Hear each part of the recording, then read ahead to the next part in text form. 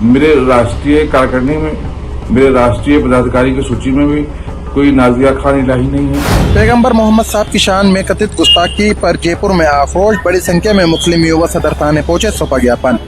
और जो हमारी कौम की आवाज उठाएगा, जो हमारे साथ चलेगा, वो हमारा अपना है, वरना कोई हमारा अपना नहीं है। भाइयों को लेकर साथ इसलिए करना है कि हम सब एक हैं। आवाज दो, आवाज दो। मैंने बताया था ना, इस दौर में एक फैशन बन चुका है। आप जिस धर्म से ताल्लुक रखते हैं उस धर्म के बारे में गंदा बोलिए, उसी धर्म के बारे में आपत्ति जताइए, इतना गंदा और खलीज बोलिए कि आप लगने लगे कि दूसरा पक्ष जो खास तौर पर पसंद किया जाता है जिस चीज को, वो आपको अपनाने लग जाए। कुछ ऐसा ही काम, वैसे तो अपने आप को बीजेपी की प्रवक्ता बताकर कई बड़े न्यूज चैनल पर बैठती रही नाजिया इलाही। वो नाजिया इलाही पैगंबर साहब पर गंदी और घिनौनी टिप्पणी कर देती है। उस टिप्पणी के खिलाफ मुस्लिम समाज एकजुट होता है। जहां भारतीय जनता पार्टी फंसती नजर आती है तो फौरन ही बीजेपी ने भी अपने इस, मेरे हिसाब से तो गोदी मीडिया में जब बैठ रही हैं बीजेपी नेता के तौर पर, तो अपनी बीजेपी की नेता से पल्ला झाड़ लिया, कह दिया वो है ही नहीं पदाधिकारी। सोचिए, अब अकेली पड़ गई है नाजिया इलाही। तो वहीं नाराजगी मुसलमानों में है कि गिरफ्तारी और कार्रवाई क्यों नहीं हो रही, जबकि उनके खिलाफ कई एफआईआर दर्ज हो चुकी हैं।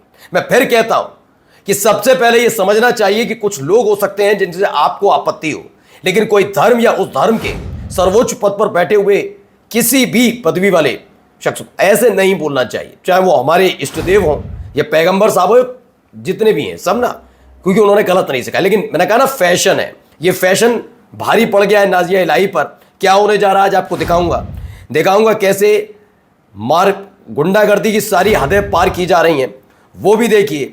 और तो और बस गुंडागर्दी, अगर मुस्लिम व्यक्ति वाला व्यक्ति कुछ तेज आवाज में बोले तो उसके साथ क्या होता है पता है, लेकिन दूसरी तरफ अगर लगातार कोई ऐसा नाम जो ताल्लुकात रखता हो अलग अलग तरीके से, वो अगर कुछ बोले तो कार्रवाई नहीं होती। मैं कहाँ की बात कर रहा हूँ दिखाऊंगा आपको वो भी। और एक राम मंदिर वाले मामले में नया अपडेट आया, वो भी देखिए। नमस्कार, मैं हूं प्राज्वल गौतम और आप देख रहे हैं the live TV. The live TV, सच सबसे आगे। पहले देखिए खबर क्या है। नाजिया इलाही, इनके लिए मैं थोड़े दिन पहले भी ये कह रहा था कि देखिए, आप जब कुछ बोलते हैं, मैं मान सकता हूं कि आपकी भी महत्वाकांक्षाएं और किसी भी पॉलिटिकल पार्टी से जुड़ी है, गलत क्या है, कोई रोक लेगा क्या? अरे आपका धर्म भी नहीं आपको रोके भाई। ऐसे थोड़ी ना होता है कि आप मुसलमान हैं तो आप बीजेपी ज्वाइन नहीं कर सकते, आप जाइए आरएसएस, उनका भी अपना मोर्चा है, वहां पर भी मुसलमान ज्वाइन करिए।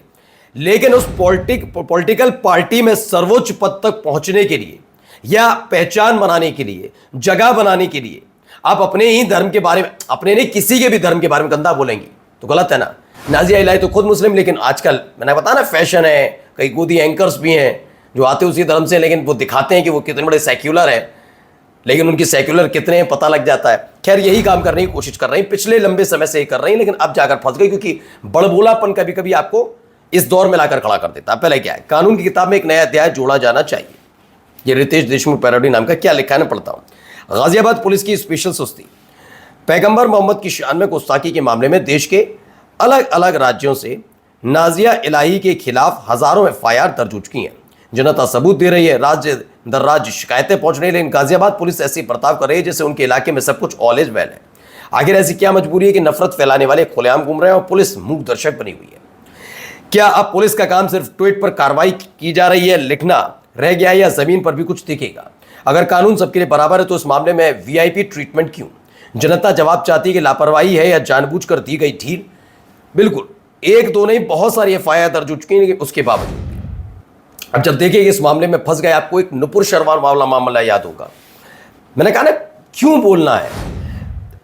एक पॉलिटिकल पार्टी में ऊपर तक पहुंचने के लिए क्या धर्म के बारे में बोलकर ही पहुंचेंगे? फिर क्यों कहा जाता है कि बीजेपी कि मुसलमानों को पसंद नहीं करती? कहें ना खुलकर, आप पसंद नहीं करते हैं, आप कहिए, वरना आपकी पार्टी में ही ऐसे लोग हैं जो ऐसे ऐसा बोलते हैं, तब आपको दिखता नहीं है। देखिए, अब जब फंसते नजर आई बीजेपी तो क्या बयान दिया गया नाजिया इलाही पर, जो गोदी मीडिया पर बीजेपी नेता के तौर पर लाइव डिबेट में बैठती रही। सुनिए।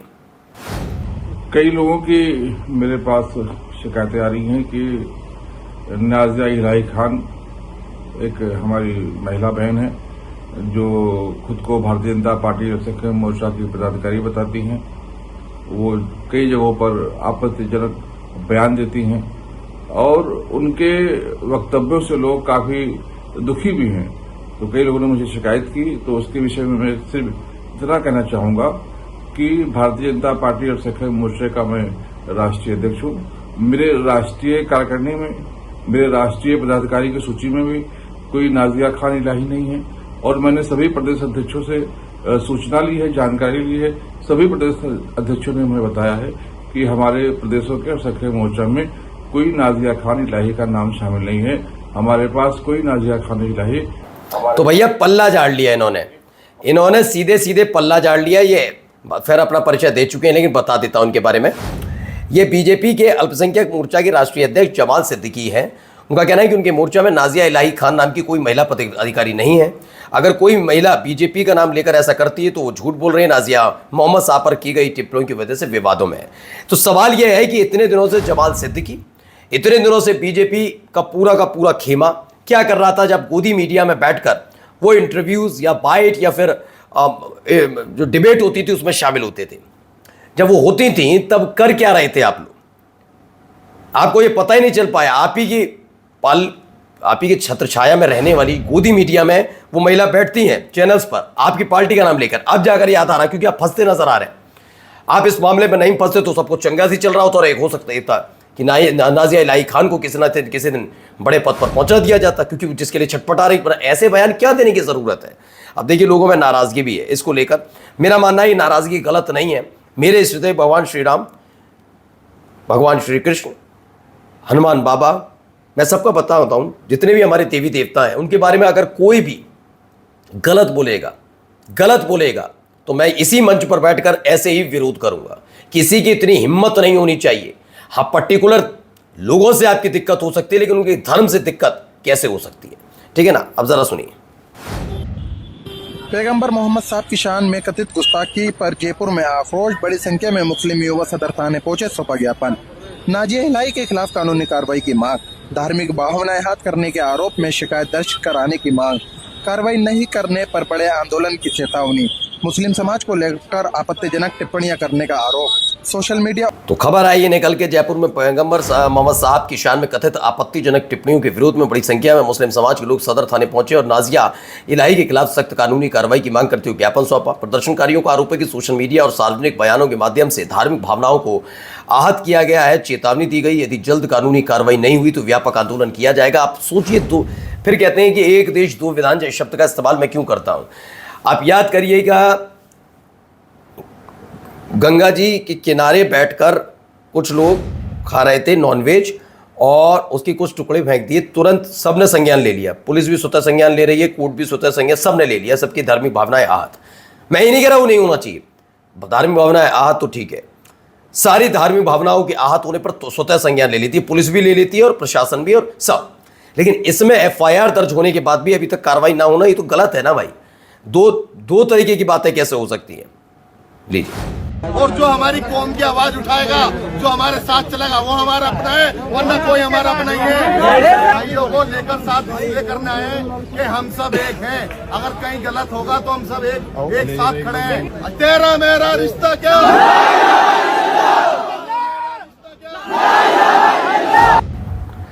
अब देखिए, इसमें हर तरफ नाराजगी लोगों में बस यही है कि कार्रवाई, वो कार्रवाई का जिक्र कर रहा है। हर एक मुसलमान सिर्फ कार्रवाई का जिक्र करता हुआ नजर आ रहा है। और जरा देखिए यहाँ क्या हो रहा है, जरा देखिए नारेबाजी। आवाज दो, आवाज दो, आवाज दो। पुलिस प्रशासन मुर्दाबाद, पुलिस प्रशासन मुर्दाबाद। अधिवक्ता हित का हनन हुआ तो इसमें बताया जा रहा है कि पुलिस प्रशासन का दिन प्रतिदिन गुंडाई बढ़ती दिखाई दे रही है। थाने के अंदर अपने आप को शेर समझते हो, थाने के बाहर गीदड़। एडवोकेट अरबाज खान ने लिखा है, कल करेली थाने में हमारे अधिवक्ता साथी हसीबुल्ला और अफजल के साथ सूरज गुप्ता नाम की दरोगा ने अभद्रता की और अधिवक्ताओं की वकालत जैसे गंदे गंदे शब्दों का इस्तेमाल किया, जिसके बाद नाराज़ हो गए। दरोगा सूरज गुप्ता के गुंडे के खिलाफ अधिवक्ताओं का करेली थाने में धरना जारी है। ये वहाँ से निकल कर आया। और एक खबर जरा देखिए, 6 years before SIT prove audit film flag lack of systemic record of Ram temple donation. सोचिए, ये खबर तब की है। और कहा गया जो राम को लाने का दावा कर रहे थे उनके राज्य में कई वर्षों से राम का चढ़ावा चोरी हो रहा था। फिर आंखें को मूंदे रखी गई, चोरी क्यों चलने दी गई? सवाल तो सही है। नमस्कार। द लाइव टीवी, सच सबसे आगे।